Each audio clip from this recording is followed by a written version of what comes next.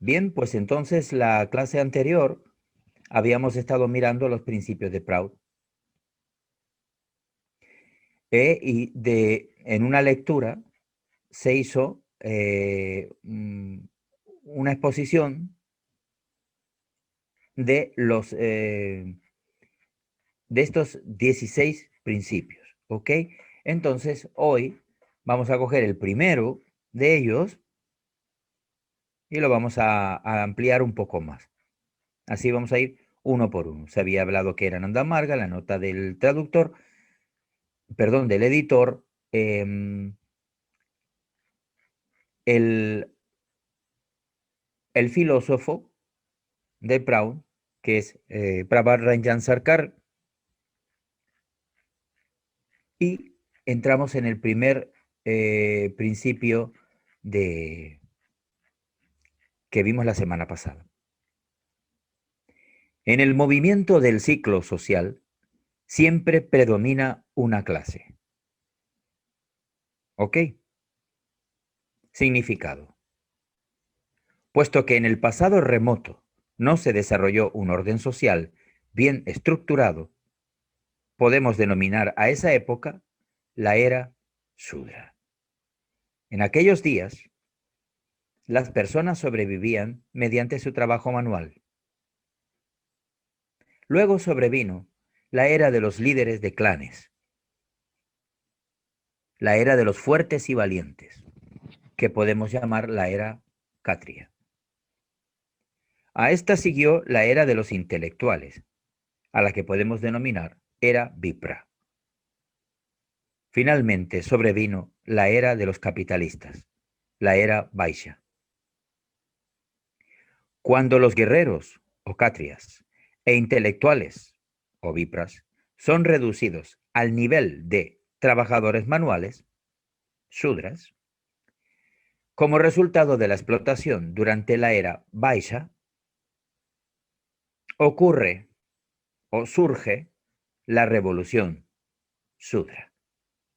Los Shudras no tienen ni un orden social bien estructurado, ni el intelecto suficiente para gobernar a la sociedad.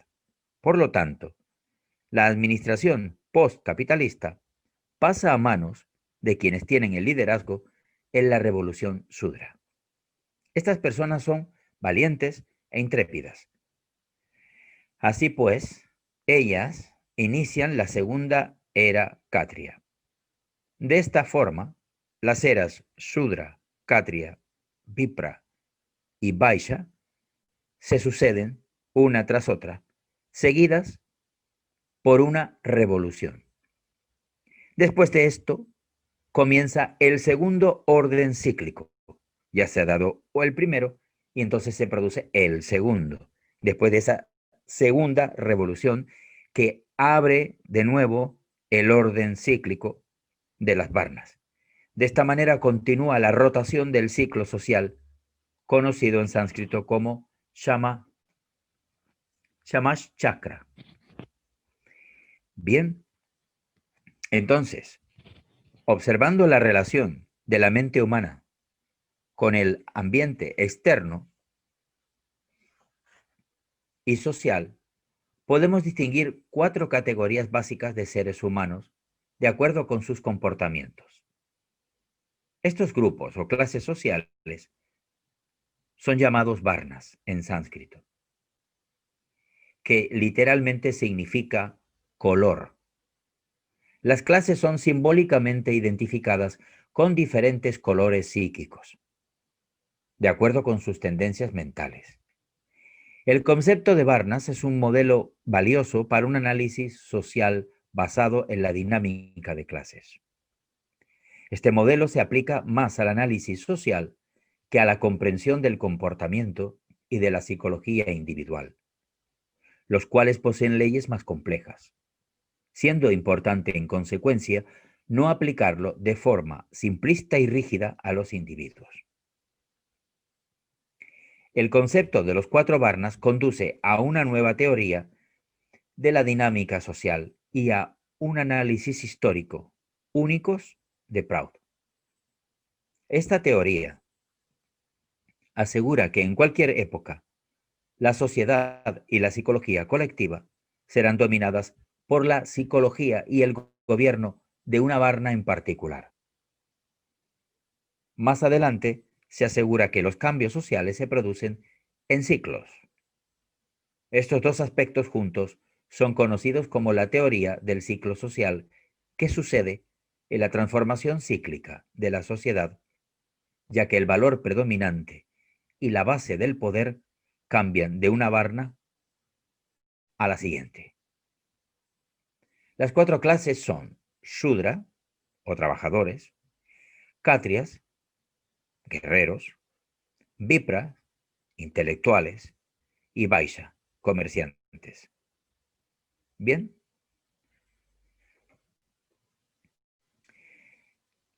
Hemos dicho que cuando los guerreros y los intelectuales, es decir, los Kshatriyas y los Vipras, son reducidos al nivel de trabajadores manuales, son convertidos o reducidos a ser Sudras como resultado de la explotación dentro de la era Vaishya. Surge la revolución Shudra. Pero que los Sudras, al no tener un orden social bien estructurado, ni el intelecto suficientemente desarrollado como para gobernar a la sociedad, la administración postcapitalista pasa a manos de quienes tienen el liderazgo en la revolución Shudra. Estas personas, valientes e intrépidas, inician la segunda era Kshatriya.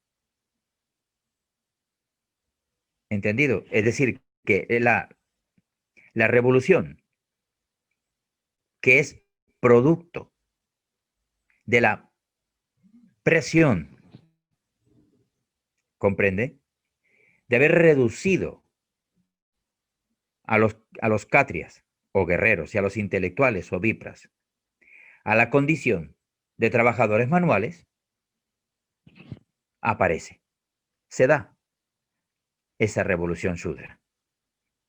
Pero que los más valientes, los más intrépidos, son después los que asumen el rol de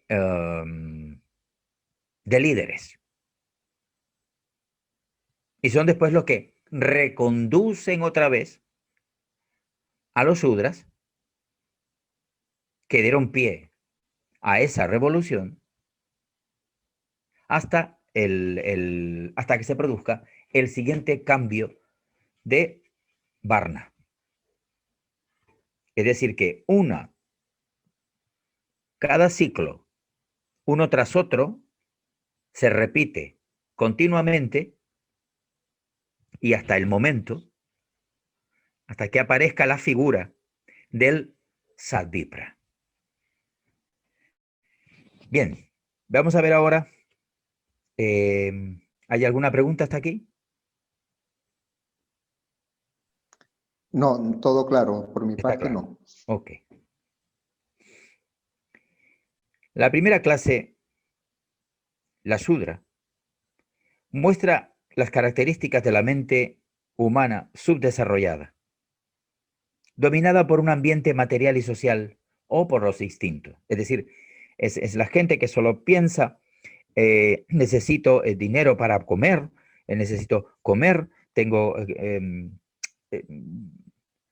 las cosas muy básicas. Es feliz si tiene cubiertos, esas cosas esenciales para él.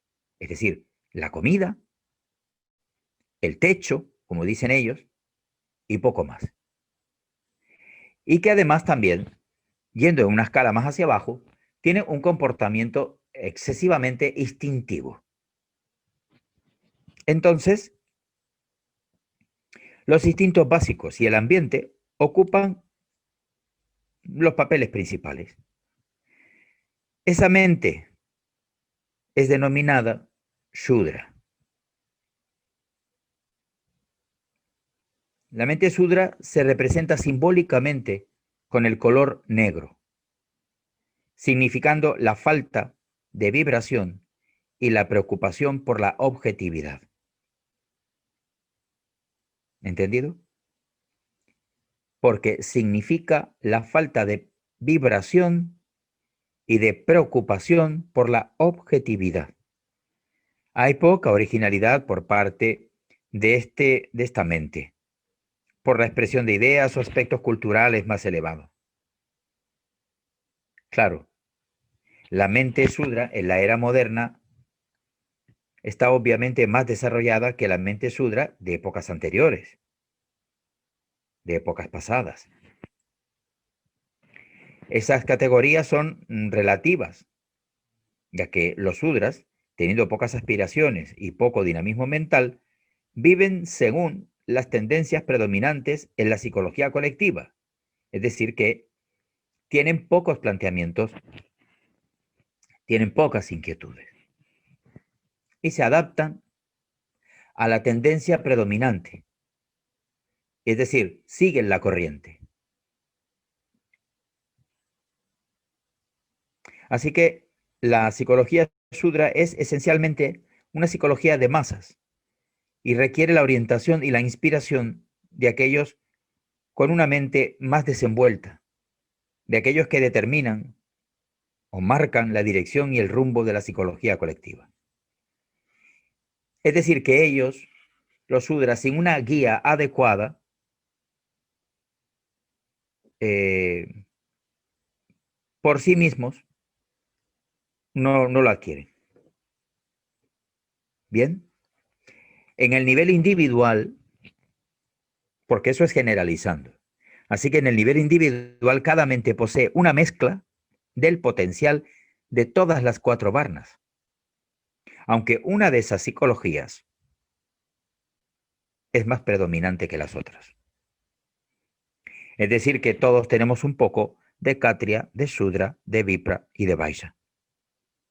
Pero hay una de las cuatro tendencias que se vuelve como predominante sobre las otras tres. Es decir, que hay personas que dicen, bueno, a mí me gustaría ser policía o militar, por ejemplo. Así yo siento que podría prestar servicio, contribuir con la sociedad, etcétera. Pero después, cuando ve y habla con un amigo que tiene un negocio, dice, pues oye, yo llevaría el negocio de esta forma, ya se está expresando la parte, la psicología la parte mental baja, ese otro color. Pero claro, él ordenaría el gasto, por ejemplo, los uniformes militares, en cómo debería ser. Y el intelectual busca la parte práctica, cómo podría utilizarse, la mejor forma de diseñar el uniforme, que sea práctico, que defina, que simbolice una determinada acción, etcétera. O sea, cada una de las varnas está presente, las cuatro, pero una de ellas predomina más que las otras. Así que eh, queda aquí explicado lo que es la varna Shudra. La Kshatriya, que está constituida principalmente por las personas que poseen un espíritu de lucha, que ellos demuestran valentía y aceptan el desafío de luchar, se les conoce como Kshatriyas.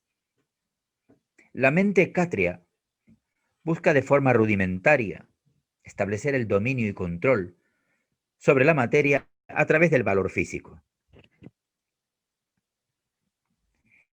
En un sentido positivo, una sociedad dominada por los Kshatriyas tiende a poner gran énfasis en valores sociales como la honra, la disciplina, el autosacrificio, y en un sentido potencialmente negativo, se adhieren ciegamente a la autoridad, a la crueldad y a la competición. ¿Mm? Se cambia la colaboración por competitividad. ¿Mm? La bondad y el espíritu de servicio por autoridad y crueldad. Ese es el peligro cuando esta varnacatria se expresa en una forma guerrera, en una forma violenta, en una forma beligerante, que se agrupa y en algunos episodios de la historia la hemos visto expresada en forma de golpe de Estado, etcétera, porque ellos quieren imponer, la varnacatria quiere imponer ese sentimiento cuando funciona potencialmente negativo, ese sentimiento de autoridad, de imposición y de control sobre los demás. ¿Mm? Por ejemplo, sociedades como la de los romanos y griegos, es decir, los helénicos, la antigua sociedad árabe musulmana y varios dictadores militares y comunistas son ejemplos de sociedades dominadas por los catrias. Está claro, ¿no? Que esa suele ser el resultado cuando esta varna se expresa de una manera potencialmente negativa. ¿Entiende? Que se adhieren ciegamente a la autoridad, la crueldad y la competición. Y se olvidan cuando funcionan potencialmente de forma positiva, ¿m? En que hacen el énfasis en los valores sociales como la honra, la disciplina o el honor, la disciplina y el autosacrificio. No es lo mismo que un policía te ayude a salir de un apuro a que te golpee. No es lo mismo que un militar te defienda a que te clave una bayoneta. Pues eso era estaba muy extendido en el pasado. Entramos en la Vipra, clase intelectual.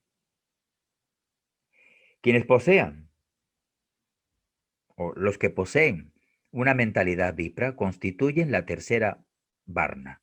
Hemos hablado la Shudra, la Katria, y ahora analizamos la Vipra. Personas con intelecto desenvuelto, que buscan influenciar externamente o socialmente el ambiente mediante sus facultades mentales. Constituyen esta tercera clase. Realizaciones científicas, religiosas y culturales son los productos de una clase o de una época Vipra. La era Vipra son caracterizadas por las reglas sociales y políticas de los intelectuales, ministros o el clero. Ya sea una monarquía, una democracia, una teocracia, etc. En estas, los propósitos religiosos, culturales o intelectuales dominan la psicología colectiva. Ustedes han oído eso. La ley es igual para todos. Y el legislador va haciendo leyes y más leyes y más leyes que son aplicadas a la sociedad. ¿Mm? Nos hemos dado esta carta magna, nos hemos dado estos valores éticos para vivir en sociedad. Nos hemos procurado esta forma de vida para vivir de una forma civilizada. Es el tipo de discurso, son las propuestas de esta Varna. Y de alguna manera controlan, estamos viendo, a la psicología colectiva, la dominan con esos propósitos religiosos, culturales o intelectuales. Las sociedades, por ejemplo, budistas e hinduistas de la antigua India, la Europa de la Edad Media dominada en ese entonces por el catolicismo, y algunos de los estados islámicos, en aquella época fundamentalistas de la actualidad, son esencialmente ejemplos de sociedades bípedas. ¿Entienden? Es decir, que ese es el modo en que ellos se imponen. ¿Alguna duda hasta aquí? Sí, más que duda, comentario, Narada. Adelante. Hay que decir que todos estos conceptos no son conceptos tajantes o de formulación que ponga un límite, sino que son más bien dispersos en sus límites y muy dinámicos. ¿Qué quiero decir? Tanto en lo personal como en lo colectivo, el aspecto catria puede cambiar bruscamente o puede cambiar con una variación continua y natural para que pase de catria a vípera, por ejemplo, o de vípera a vaishya. Donde sí hay un quiebre a veces muy brusco es cuando se produce la revolución Shudra. Entonces, a la vez, este ciclo domina una zona geográfica grande y una cantidad muy grande de personas.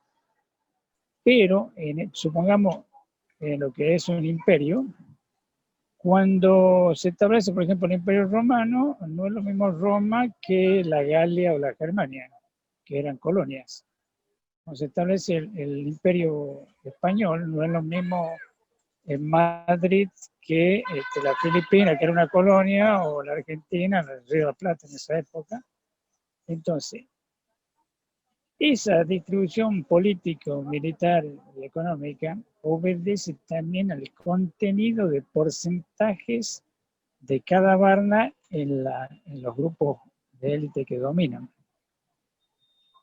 ¿Por qué digo esto? Porque es importante. Por ejemplo, ahora estamos en la decadencia del imperio de las finanzas de los Vaishya, que está concentrado en los bancos y en la bolsa de comercio de los países centrales como Estados Unidos, Japón, Rusia, China y Europa.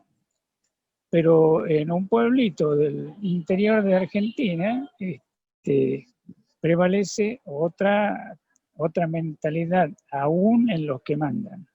Entonces es muy interesante porque este es un juego de muchas variables que fluctúan constantemente. Ese era el comentario que quería hacer. Entendido. La razón de eso es que el epicentro el epicentro, por ejemplo, de la dominación de una varna determinada es una cosa, es como el núcleo. Ahí sí ellos aplican, en el caso de los catrias, aplican esta tendencia cuando va por esa parte potencialmente negativa. Y lógicamente, aunque tengan esas filatelias de otros lugares, que bueno, que eran colonias y todo eso, claro, ahí, como también se mezcla con la sociedad en concreto de ese lugar, que a su vez también tiene otra serie de tendencias que pueden concordar o no, ahí la presión siempre es más suave. ¿Mm? Pero en el estado mental individual, que es lo que podemos controlar nosotros a través de las prácticas, es la de no tener esa tendencia de imposición o esa tendencia a la imposición de las ideas, de los conceptos propios, personales, sino al concentrar la energía en el bienestar general, antes de la satisfacción personal de imponer mi, mi, mi punto de vista. O sea, el punto de vista de un Catria, el punto de vista de un Vaishya, que ninguno de ellos, estamos diciendo, es puro. Hay una mezcla de eso, pero siempre hay una tendencia. Quien tiene la tendencia de mercader, pues sin darse cuenta, puede, todo lo está vendiendo o a todo le está poniendo un precio. ¿Eh? Entonces, a nivel personal, él puede controlar esa tendencia a actuar de esa manera y pensar si lo que él propone o el precio que él está poniendo o la manera en que él quiere psicológicamente comprar o subyugar a otro individuo, debería pensar si eso realmente es bueno para el conjunto de la sociedad. Eso solamente es a través de las prácticas. Por eso Proud es que es el que propone llama y ni llama. Es decir, la conducta moralista, porque no es lo mismo un soldado que alguien que lleva la voz cantante, un catria que lleva la voz cantante en un país. Lógicamente no es lo mismo. Entonces, esa persona tiene una capacidad de influencia mayor y él tiene que controlarse todavía más. Y a su vez todo esto ocurre en el contexto de la no existencia todavía del Sadvipra, que sería el mejor o el controlador más refinado de la expresión de todas las demás varnas. Sí, hay otra cosa, nada que yo quería decir, que, bueno, quizá me estoy adelantando, pero Baba dijo que hay que estudiar, porque nadie sabe exactamente las razones por las cuales una persona tiene perfil eminentemente catria o vipra o lo que fuera. Pero aparentemente hasta los 7 años de edad la persona se define en su potencialidad social según la varna a la que va a pertenecer.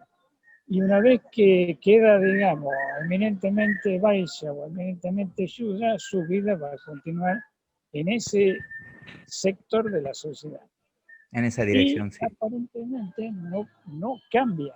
Una vez que empieza a crecer y de adulto, por más que uno a una persona que barre en la vereda o que saca la basura de la sociedad, de una ciudad, le diga tienes que estudiar, hacerte un refinado escultor y filósofo y también tenés que ser general.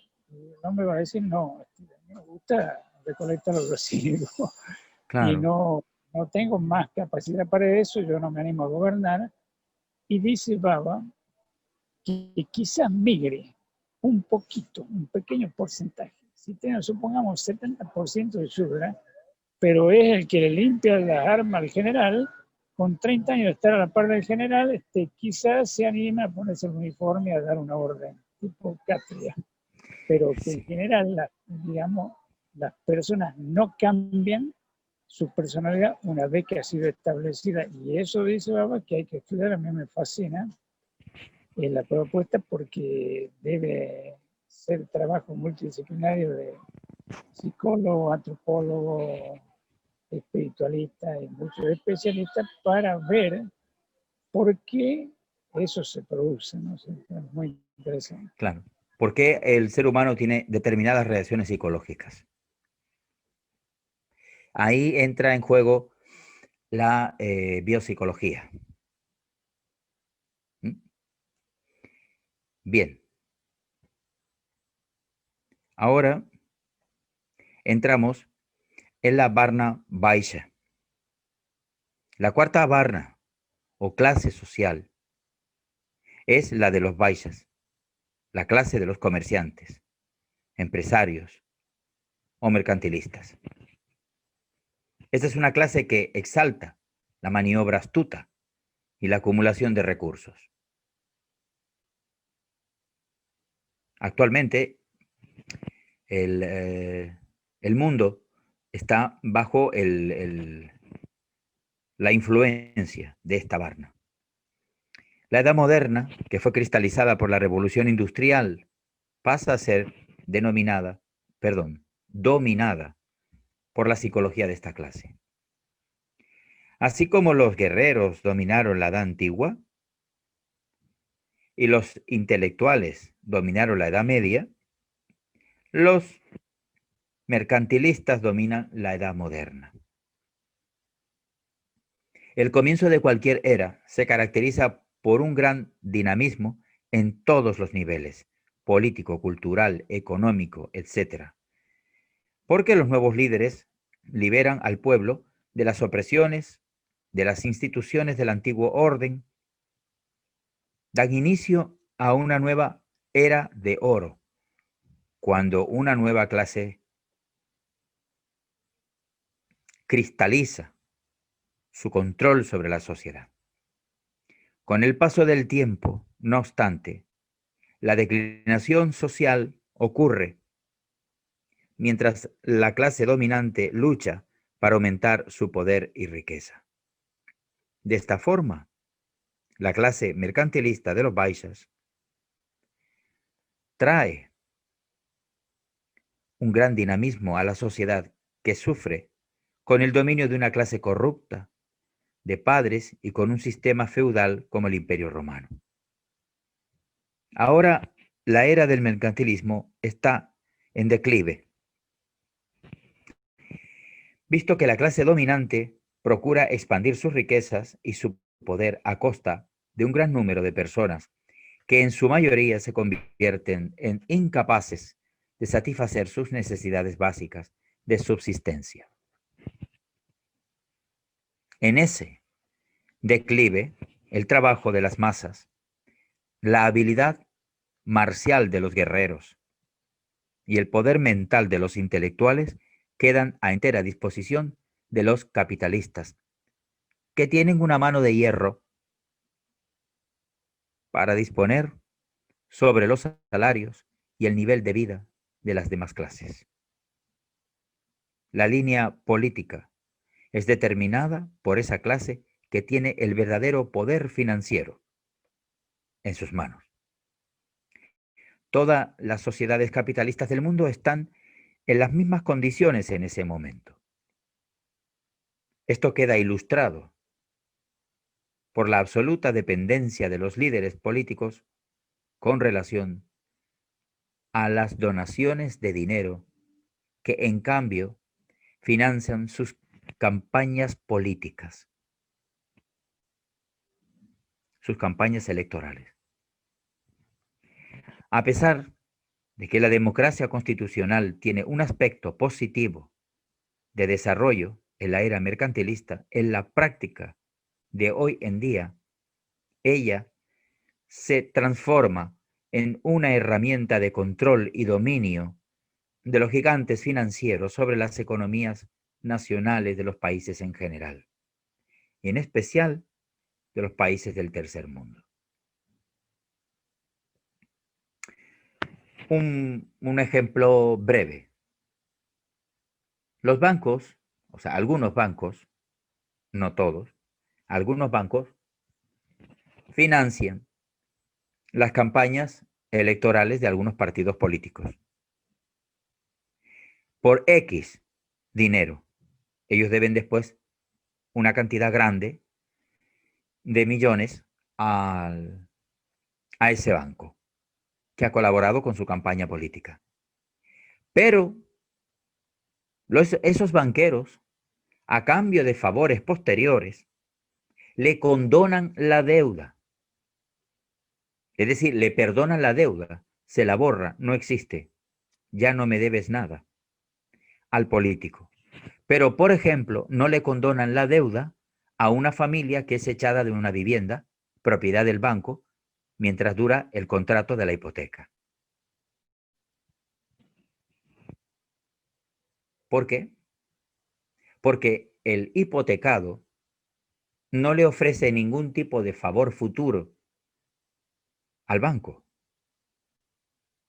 Pero el banco sí quiere establecer planes futuros con el político en cuestión, al que le ha perdonado la deuda.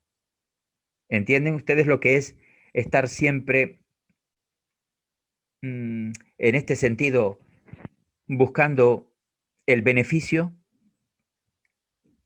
el negocio? Eso es la tendencia, lo que abunda en esta era baixa. ¿Alguna pregunta hasta aquí? Solamente un comentario, Narada. Entonces, en lugar de llamarse donaciones, lo que están haciendo son donaciones encubiertas, o sea, inversiones, están invirtiendo en sus negocios para enriquecerse más. El nombre correcto yo creo que sería transacciones comerciales. Eso, Claro, sí, solapadas, encubiertas. así. Y luego, sin luz ni taquígrafos, eh, perfilamos las Claro, cláusulas del contrato nuestro, de este contrato claro, en lo privado. oscuro. Claro. Pero esa es la Sí, tendencia de esta era. Es lo que predomina. Claro, la clase Shudra lo reduce en la palabra chanchullo. ¿Mm? No sé si es porque son cortos o no, intelectualmente. Yo creo que los Shudras actuales, tal vez Baba los denominaría sintéticos, que sintetizan en una palabra todos los subterfugios, y el intelectual diría, no, es una manera de establecerse en este mundo competitivo, y el intelectual estaría haciendo un alarde de palabras con el lenguaje, adornando este tipo de conductas que serán buenas para ellos a nivel personal, pero que son tan dañinas para la sociedad, porque tienen al mundo bajo presión. ¿Mm? Y en una opresión constante. Entonces el Shudra se va sintiendo cada vez más presionado, explotado, etcétera, y entonces se revela, cae la Varna Vaishya y se reabre un nuevo ciclo social con esa revolución Shudra. Esto que parece en principio inevitable, porque es cíclico, es como que a la noche le sucede el día, un año tras otro, mientras la Tierra de vueltas,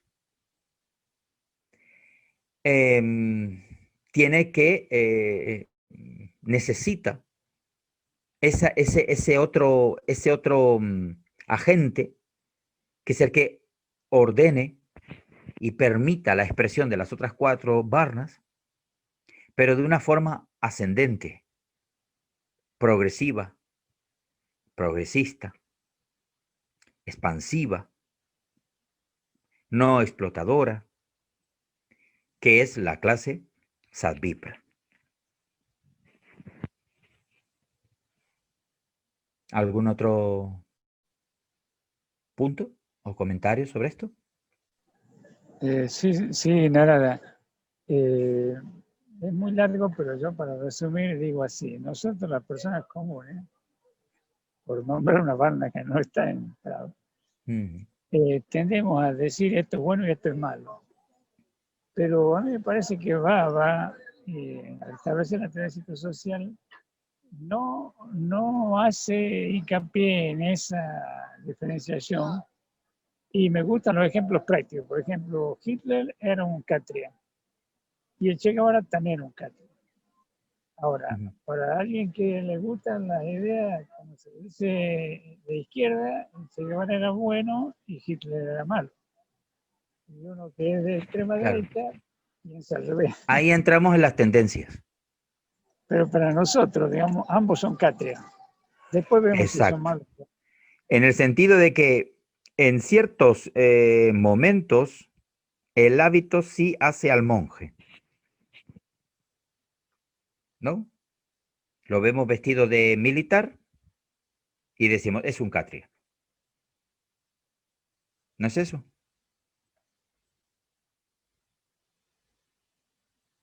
Cuando estemos fuera de grabación, les cuento una pequeña anécdota astrológica que tiene que ver en concreto con este personaje y con uno todo lo contrario, que se llamó Charles Chaplin. ¿Ok? Sí, gracias. Vamos a ver si Didi, que bueno, yo no sé si Maitreyi, que nunca pregunta, no sé si es porque hablamos muy deprisa y a ella le cuesta traducir o qué. Mm, Por veces sí, otras veces porque yo no sé hablar muy bien el idioma. Ya. Bueno, pues con lo que quiera que puedas de hablar del idioma, yo tampoco sé portugués. O sea que Estoy aprendiendo. solamente sé decir una palabra. Cuando dice obrigado, que es gracias. ¿Eh? Porque se la digo a los portugueses cuando van a la tienda. Obrigado, les digo. Es lo único que me he aprendido que ellos dicen, ¿no? Ellos me dicen gracias y yo se la devuelvo. Pero bueno, el gracias, el thank you, es que lo que estamos diciendo es que, em, por lo que yo entendía, Mukunda, Baba no, em, no clasifica de un modo clasista, valga la redundancia. Al ser el rey del perdón, pues, y sabiendo que en toda mente en la que predomina una varna están las otras tres de alguna manera ahí, añadiendo un poco de color a esa predominante, él, él, él narra el suceso, pero no enjuicia al, al, al implicado en el suceso. Es una forma elegante en la que se comporta cualquier padre con miles de hijos diferentes. ¿Mm? Y con ese ejemplo, si Didi está por aquí ya, para que cierre la grabación, porque me gustaría, Antes, antes antes de de hacer la cerrarla, grabación, Narada, por favor, te pediría que digan, los Yudas tienen asociado el color negro y las otras varnas, ¿qué color?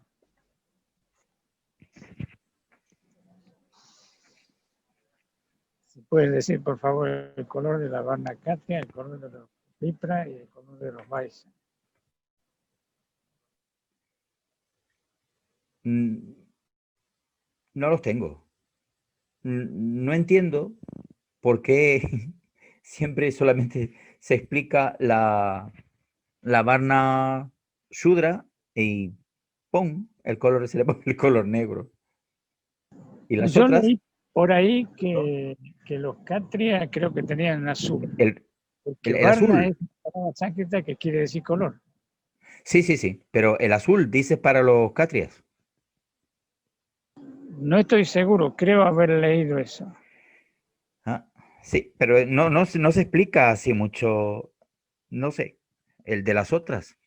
Solo se especifica, sé que incluso uno de los uniformes, los dos colores combinados de uno de los uniformes de las escuelas de Ananda Marga es justamente el negro con el naranja, durante cierta edad para los niños. A la gente le choca cuando ve una camiseta naranja y un pantalón negro en un niño pequeño en un colegio. Pero Baba también lo hizo por el efecto psicológico justamente de las tendencias mentales de esa edad concreta. Pero es que ya de los colores, este es lo que yo quería de los colores, el estado psicológico que genera, lo que aquí llaman cromoterapia y, y relacionado con otras ciencias, es lo que yo les quería comentar en breve, ahora, cuando acabemos la grabación. Con esos dos personajes como ejemplo. Pero no sé si Didi ya llegó de la tienda o no.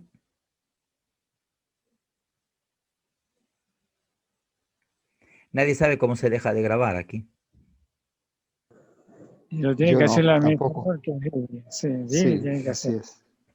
Narada, Tiene que yo ser. también, mientras llega Didi, tengo Dime. una pregunta. No sé si en el ciclo social, a nivel planeta, se ha hecho algún estudio sobre un lugar en concreto, una región en concreto donde se desarrolla el ciclo social. ¿Cuántos años dura? ¿Cuánto tiempo es lo que dura todo el ciclo social en completarse?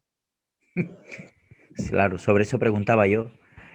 Cuando Mukunda estaba haciendo la lectura de la semana pasada, con la ausencia de los advipras, y que cuánto tiempo Sí. faltaba. ¿Mukunda tiene respuesta para un carnat? Sí, sí, sí. Sí, Sí, y es la Adelante. me refiero, no la actual, que todavía no se completa, sino No, históricamente si hay sí, claro, algún dato. han habido. asimilando, digamos, la idea del ciclo social sin salvipras a lo que son en la historia los imperios, porque esto es una cuestión de poder. Según yo he llegado a la conclusión mía, no lo he leído en ningún artículo de Proud, es que la política es la mejor forma de manipular a la masa. O sea, hay tres bandas que tienen el poder. ¿Sobre quién? Sobre la cuarta, que son los Shudra. Y se turnan, primero los Kshatriya, después los Vipra y después los Vaishya. Pero los Shudra no gobiernan nunca. Ellos son el objeto de la manipulación y la política sería, así en forma bastante cruda, la mejor manera de manipular a los Shudra. Y según las características de la herramienta de manipulación, nosotros podemos definir en qué momento histórico estamos y podemos estudiar los imperios, que son justamente la forma en que se ha distribuido el poder en la sociedad humana a lo largo del tiempo. Y según parece, ha habido 45 imperios importantes, desde que tenemos registro escrito, desde que se inventó la escritura, y bueno, están los registros arqueológicos. Entonces, desde los sumerios hasta acá, pasando por las civilizaciones inca, maya, egipcia, romana, griega, china. En China ha habido varios imperios, el imperio del pavo real, el imperio de los Qing, bueno, son 45. Pero el concepto de imperio se refería hasta hace poco a la expansión territorial, porque la economía se basaba en la agricultura. La agricultura necesitaba esclavos. Entonces, a medida que crecía, necesitaban conquistar más lugares para tener más mano de obra. Entonces, en ese proceso se iba siempre peleando y los Kshatriyas se iban al extremo del imperio, y mientras ellos estaban allí, tomaba el poder los Vipra en la zona donde ya no se luchaba. Y por la decadencia de los Vipra tomaban el control los Shudras, que se enriquecían en todas las etapas, le vendían armas al militar y estaban al servicio de la economía en la época de florecimiento cultural. Entonces, algunos imperios han durado lo que duraba un emperador, como en el caso más significativo ha sido Alejandro Magno, que el imperio duró mientras él vivió y después desapareció, pero fue tan poderoso que todavía queda registro. Y hay imperios que han fluctuado con subetapas, como los egipcios, que tuvieron 3 subimperios importantes con subciclos. Y hay otros que, por ejemplo, han permanecido 1000 años, como el imperio bizantino acá en Medio Oriente y Occidente. Entonces, no hay una respuesta para la pregunta de Carolina para decir un imperio dura 100 años. Ahora, haciendo la representación gráfica en el tiempo y tomando de principio a fin como una onda, para darle una forma matemática de longitud de onda, nosotros decimos que mirado desde lejos, la sociedad humana tiene imperios cada vez más cortos. El imperio Shudra, el imperio Vaishya de los banqueros occidentales, del sistema financiero actual tiene 50 años y está por desaparecer, según yo opino. O sea, no son los 1000 años de los bizantinos, ni los 1500 años de los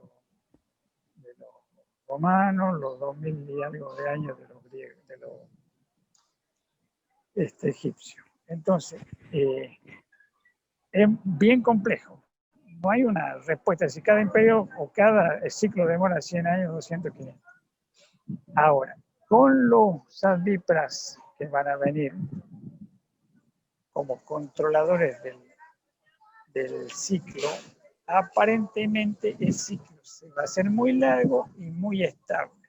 Y los cambios no van a ser bruscos y la sociedad humana va a entrar en una era de florecimiento espiritual, que es lo que todos esperamos. Eso sería lo que yo puedo aportar. Muy buena respuesta, Mukunda, muchas gracias. Así que no hay tiempo. Está claro que tenemos que... Gracias.